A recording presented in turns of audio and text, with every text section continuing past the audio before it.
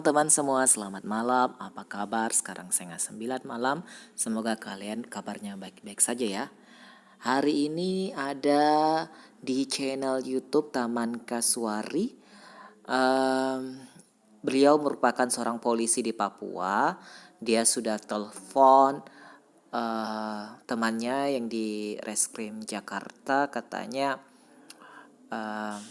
mereka juga nggak yakin kalau Yodi Prabowo, editor Metro TV itu bunuh diri. Nah, mereka tidak yakin aja. Mereka tidak yakin, apalagi kita pemirsa.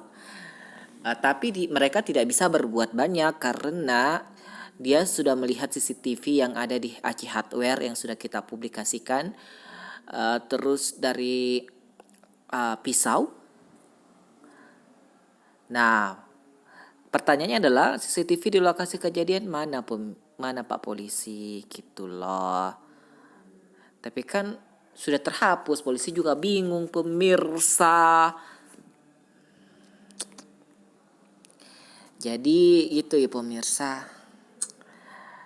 Polisi aja bingung apalagi kita. Jadi kalau menurut saya ini tidak akan bisa terungkap pemirsa. Pelaku pembunuhan Yodi Prabowo tidak bisa terungkap. Tidak bisa terungkap. Jadi pembunuh Yodi Prabowo bebas berkeliaran, itu menurut saya. Saya bukan pesimis, tapi ya begitulah, tidak ada namanya keadilan pemirsa. Apalagi di zaman sekarang. Pemirsa, berhenti berharap pemirsa. Kita lihat kronologis yang dibuat ini Bapak Polisi yang buat channel Taman Kasuari. Judulnya tidak sesuai isinya pemirsa. Saya bacakan aja ya kronologi yang dia ungkap, yang dia publikasikan tanggal 19 Agustus 2020. Pertama, waktu Yodi pulang jam 10:27 malam. Jam 24 belum ada apa-apa di TKP. Jam 2 baru ketemu motornya. Waktu tempuh dari kantor ke TKP 24 menit. Harusnya jam 23-an sudah sampai TKP bang. Ada waktu yang hilang antara 2 sampai 3 jam. Di mana keberadaan Yodi? Yang kedua, lukanya bang. Bukan banyaknya, tapi 2 titik mematikan atau luka dalam di dada yang 12 cm. Di leher yang kena tenggorokan. Nah, tambahan aja bang, di TKP pohon babadotan yang tertindih oleh jenazah. Saat jenazah digeser masih tampak segar. Artinya belum lama jenazah di situ. 2 hari tertutup dari matahari layu bang. Jenazah disimpan dulu tidak jauh dari TKP. Kata bapaknya sering nginap gak pulang. Tinggal cek satu-satu lokasi dia biasa nginap. Bapaknya masih ingat mungkin. Terus kalau daun masih segar artinya jenazah belum lama disimpan. Pelaku hafal mati lokasi bang. Cari kawannya sekitar TKP. Dia bisa ngawasi juga saat-saat lengah tetangga dan ronda. Gitu. Sebenarnya kami berharap menayangkan orang tua korbanlah yang menelpon langsung ke penyidik. Atau menanyakan ketika orang tua korban datang secara langsung ke kantor penyidik untuk meminta penjelasan kasus ini, sekaligus meyakinkan barang bukti yang didapat oleh penyidik. Apakah ada sobekan di kaos dan jaket, apakah pakaian korban berlumuran darah atau tidak. Dan pertanyaan-pertanyaan lainnya yang selama ini mengganjal di hati, sekaligus barangkali ada informasi penting yang belum disampaikan oleh keluarga ke penyidik. Dengan meminta penjelasan secara langsung tentunya akan lebih baik daripada hanya mendiskusikan dengan keluarga dan tetangga atau hanya mengungkapkan ke media tanpa pernah tahu jawabannya pasti. Karena untuk mendapat jawaban yang benar kita harus bertanya kepada orang yang tepat.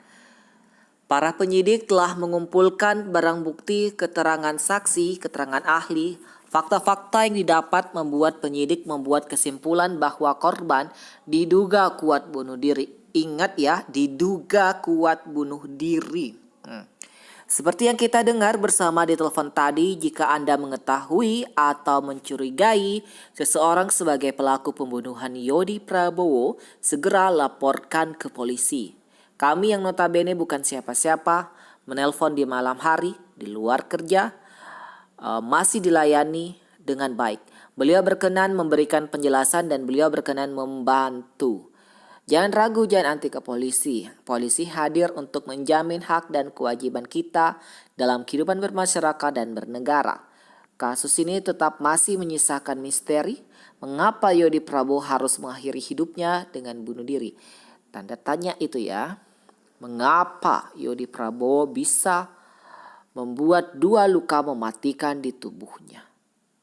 Di manakah keberadaan Yodi setelah keluar dari kantor sebelum menuju TKP? Saksikan terus kelanjutan kisahnya di channel ini. Di channelnya Taman Kasuari, seorang polisi di Papua, pemirsa. Dan untuk kamu pembunuh Yodi Prabowo, kamu punya waktu 18 tahun untuk bersembunyi, menghindari hidup di balik jeruji besi. Kamu punya waktu seumur hidup dalam bayang-bayang ketakutan, terbangun di tengah malam dalam mimpi burukmu. Dan kamu punya waktu abadi untuk menerima siksaan atas dosamu, yakni membunuh. Maksudnya adalah apa ya? Kamu punya waktu 18 tahun untuk bersembunyi, menghindari hidup di balik jeruji besi. Maksudnya 18 tahun bisa bersembunyi? Berarti 18 tahun kalau 2020 sekarang berarti 2038. Lama banget pemirsa.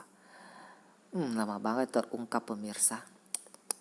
Jadi itulah pemirsa, kalau menurut saya ya, ini menurut pendapat saya pribadi, ini kasus tidak akan terungkap. Jadi berhentilah berharap. Bukan pesimis ya pemirsa, karena ini pembunuhnya orang besar menurut saya.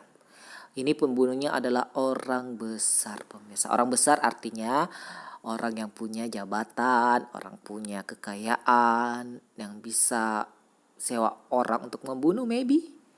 Ngeri pemirsa, ngeri pemirsa. Itu kalau menurut saya. Jadi berhentilah berharap ini karena ini tidak akan terungkap pemirsa. Saya mau intip-intip channelnya lagi di komennya Taman Kasuari. Bagi kalian yang ingin penasaran dengan channelnya bisa berkunjung ke channel YouTube Taman Kasuari. Dia adalah seorang polisi di Papua pemirsa. Tapi saat menelpon ke polisi di Reskrim Jakarta, saya nggak mengerti pemirsa bahasanya. Saya nggak ngerti karena kata komen di sini ada yang bilang judulnya itu tidak nyambung dengan isi beritanya. Kita coba baca-baca komennya pemirsa.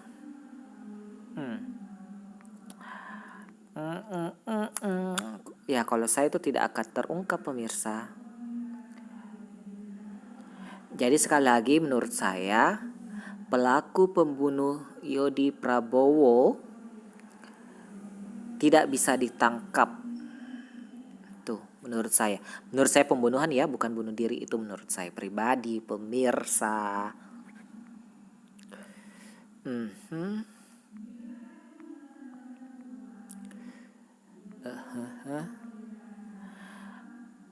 Ya menurut ini ada komen dibunuh jelas-jelas. Polisi menutupi mungkin ada hubungan dan berita yang dia edit. Seorang editor jadi incaran para terdakwa. YS menurut akun YSJCHD JDBDICN 22 jam yang lalu pemirsa.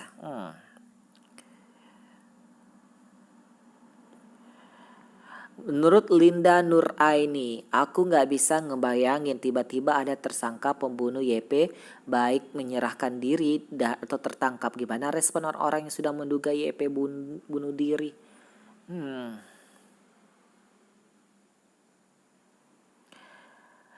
Dibalas oleh Dewi Wulan, gak usah jauh-jauh untuk orang lain mbak yang menyangka YP bundir. Petugas yang menangani kasus ini aja mukanya mau ditaruh di mana. Itu menurut Dewi Wulan. Menurut Fitrida Baktir, bisa jadi pelaku menitip untuk dibelikan pisau dapur itu dan korban Yodi tidak menyangka bahwa pisau itu untuk menghabisinya. Iya, saya setuju ya menurut Fitrida Baktir. Menurut Agus Rianto, saya tetap yakin korban dibunuh orang dekat. Bisa jadi. Semoga cepat terselesaikan dan terungkap kasus ini.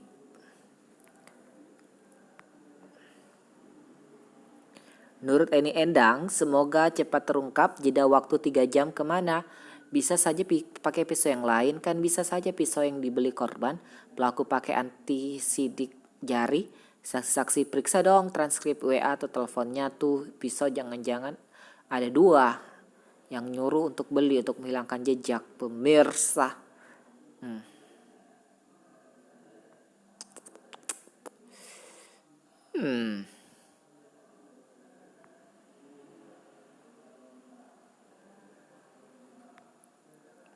Ngeri pemirsa, ngeri. Menurut saya tidak akan terungkap ini kasus. Tidak terungkap. Saya bukan pesimis ya, tapi ya gitulah faktanya. Menurut saya ini tidak akan terungkap pemirsa. Ya sudahlah ya.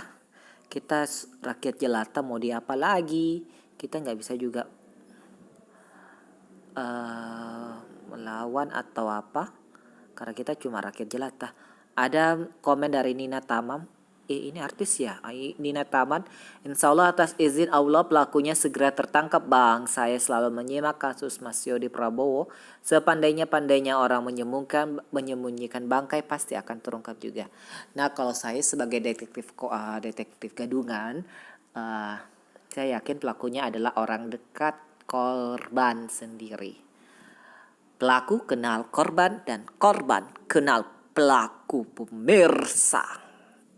Itu pasti itu pasti. Karena ini pembunuhnya orang dekat pemirsa. Pintar ya, dibuat seolah-olah bunuh diri tetapi ini dibunuh pemirsa. Nah menurut Tom Tom Meong dalam komentar Taman Kasuari channel, judulnya kagak sesuai dengan pembicaraan di telepon. Kenapa polisi tidak mengusut posisi almarhum yang ada perubahan? Kok polisi tidak teliti? Wow.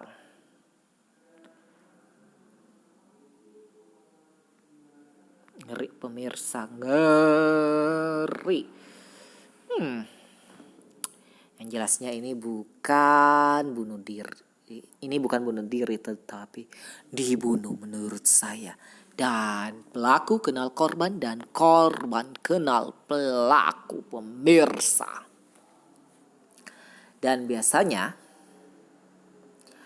pelaku ada pada saat korban dikuburkan. Nah itu biasanya. Kalau saya biasanya, kalau menurut saya lihat-lihat itu, karena itu pernah ada pembunuhan di 2014 itu, ada pembunuhan siapa itu perempuan, terus pelakunya datang ke itu acara kematiannya, lihat kasihnya dikubur gitu toh, tapi ternyata dialah pelakunya. Dan banyak kasus serupa pemirsa, dan pelakunya itu ada di saat korban dikubur gitu pemirsa. Ngeri pemirsa.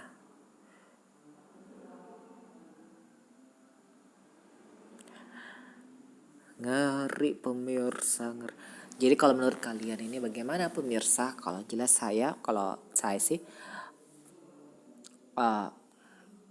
pembunuh Yodi Prabowo ini akan bebas pemirsa. Tidak bisa terungkap. Saya bukan pesimis, tapi ini berpikir rasional pemirsa.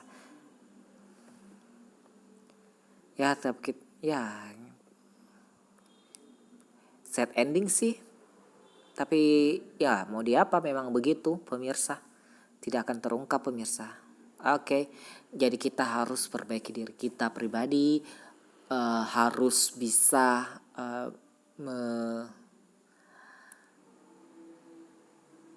membela diri. Kita harus pintar-pintar lah ya. Karena bagaimanapun keluarga itu nomor satu pemirsa.